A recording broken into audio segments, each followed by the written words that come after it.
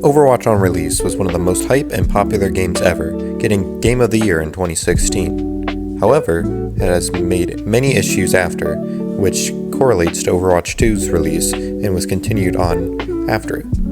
However, Overwatch in many ways has entered a new golden age. Hero balance is the best it's ever been. We are getting yearly roadmaps, frequent balance changes, new content every 2 to 3 weeks, and so much more. Most of which wasn't around when the game was in its first golden age in 2016, early 2017. Which leads me to ask, are we blinded by nostalgia when talking about Overwatch on release being better? Or do we simply have recency bias when talking about what we have now? Let's find out.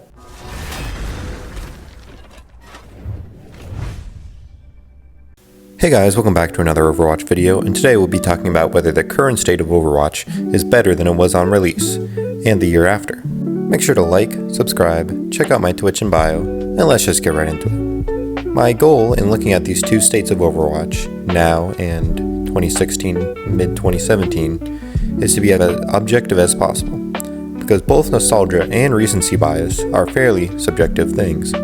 I don't think they should be used when deciding which state of the game was more healthy and good, because as a famous Jew once said, facts don't care about your feelings. Let's start with skins and cosmetics.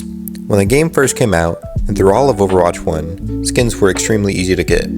The original form of loot boxes and the level up system basically made it so you could get any skin you wanted for free and much more, so as long as you play enough. It was a dream compared to now.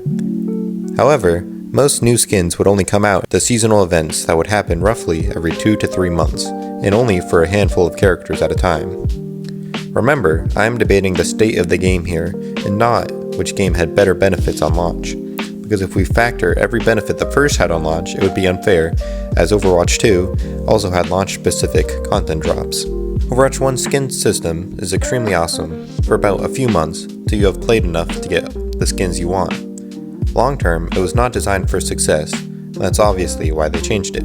Overwatch 2 also has ways to get skins for free, but absolutely not to the same volume as Overwatch 1. One reason for that is the free currency is given out a lot less. Overwatch 2 recently got its own free loot box system that does have similar and some slightly better benefits though. They give you legendary guaranteed loot boxes a lot more often, they're just as easy to get, and actually better value, because you have chance to get skins not even currently available for purchase in the shop. But, and big but, you are limited to a certain amount every 2 weeks, and with whatever in the battle pass. In terms of new skins, Overwatch 2 releases a lot more. You have the battle pass skins, new shop skins, collab skins, which have just increased to twice a season, and random other releases. But obviously, you can't get most of these without an arm and a leg. So in all, I think if you compare these two, it really just depends on if you're willing/able to spend money on the game. If not, Overwatch 1's skin system is better, and if you are, well then Overwatch 2's system is better. Let's tackle a free point for Overwatch 1, which is lore. Overwatch 1 had frequent comics, cinematics, and many other things, such as the archive events. Comparing Overwatch 2 is laughable.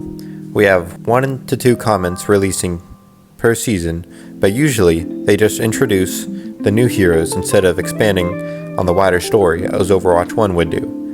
And if we don't have a hero release that season, then comics are few and far between. Like, I can't even make an argument for Overwatch 2 here, except saying it could be worse. Overwatch 1 clearly wins when it comes to lore. Now let's move on to new content. When I say content, I mean mainly what there is to do in the game, how quickly that changes, and hero releases. Balance is not included in this, and I will discuss it later in the video. Throughout 2016 to 2017, the first year of the game, 3 heroes were released, being Ana, Sombra, and Orisa. This matches 2024 exactly with the 3 of Venture, Juno, and Hazard. So, no points either way in this department. In terms of different things to do, now beats then by a long shot. Most of what game modes were added in the first year of Overwatch were just the basics that have been permanently available since they were added. And now we have all of that, with enhanced features and more. Among them, especially important to note, is the recent addition of Stadium. In terms of limited and seasonal events, we have the same amount, if not a little more.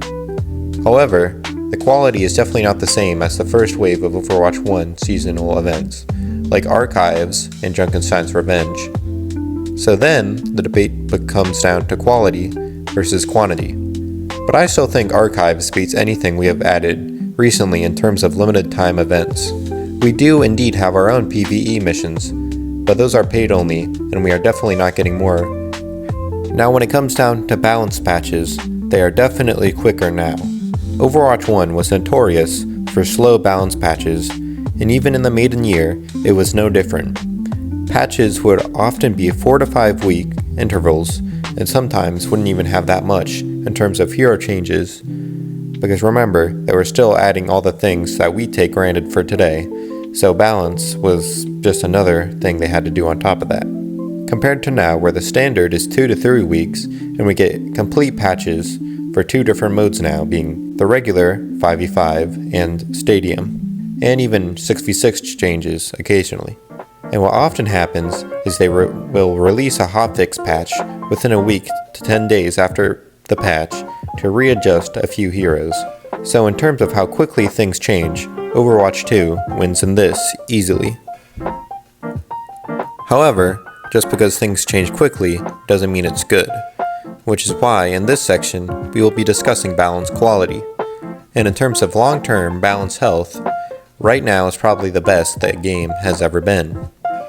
Most of the heroes have been at a sweet spot with either no changes or only minor changes recently. Winston, Sigma, Brig, Lucio, Ashe, Echo, Junker Queen, etc. being a few of the great balance.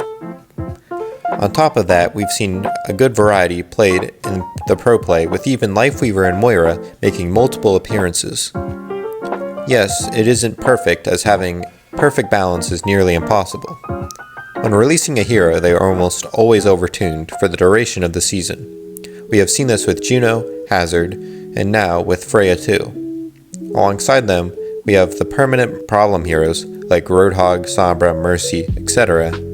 However, the new heroes go to a normal level soon after the season ends, and the problem heroes most of them are the worst they've ever been, and can also be banned now. Maps are also regularly given changes and fixes when necessary, and if you don't like them, they can just be banned now. Unfortunately, the same cannot be said for Overwatch 1 and its balance for the first year. There are examples for almost every hero, but I will not go over everyone. But first, let's start with Widowmaker. Aside from her headshot damage being the same, she was literally better in every aspect. She could one-shot Tracer in the body, her ultimate lasted longer, and stayed up even if she died. She could move while scoped faster, had more HP, and I could really go on. Roadhog had free one-shots like he did for all of Overwatch 1, and also the famous Hook 1.0, which is obviously not something you want to play against in the long term. Bad balance doesn't just mean broken though. Next, let's go to characters we now take for granted. Symmetra was originally a support on release and was genuinely terrible. Her damage wasn't great, her abilities were lackluster and clunky, she had to manually put up all 6 turrets that she could do, and the most she could actually support was giving 25 temporary shields and putting a shield generator ultimate up, but she could also just put a teleporter up, so not even that was always guaranteed for support. She was the first character to receive a rework, which put her in the defense category, but that was just the start of the work and reworks she would receive throughout Overwatch 1. Torb was similarly clunky on release and was not that great either. He had to place his turret manually and level it up with his hammer to get it to level 2, which is just the standard turret we enjoy now. His crack mechanic was also clunky, being only able to be used when players were eliminated, making him very difficult to get value off of in the early fight. Bastion is next, and speaking of turrets, he was quite literally a turret. In his original design, for those who need reminding, was him going into turret mode and not being able to move until he reverts back into his recon mode. To be honest, it's atrocious that he even made it past the first year of Overwatch, and Bastion's first design made it to the end of Overwatch 1. There are less egregious examples than the heroes I've talked about, but you get the picture. Excluding heroes, there are many other examples of balanced disaster. Maps I mentioned earlier, but excluding the reworked ones, we also have the monster of 2CP. 2CP is notoriously bad, and I even have a video talking about it. Check it out, by the way. Because I do have a video about it, I won't go into every single detail about it, but nobody liked it. And even Horizon Lunar Colony was still in play at this point. On top of that, no hero limit was still in place until Season 2, and Open Queue was still the default until 2019, long after the maiden year. So balance-wise, Overwatch 1's maiden year is not even close to this current year. Overall though, which is superior? Well, I just think that depends on which type of player you are. If you enjoy the story, lore, free skins, and other things that came with the launch year of Overwatch 1, then Overwatch 1. But overall, in actual gameplay this past year, Overwatch 2 beats Overwatch 1 in almost every way, in terms of gameplay quality. Not that the lore, new game modes, and free skins aren't important, it's just the actual gameplay matters more than anything else.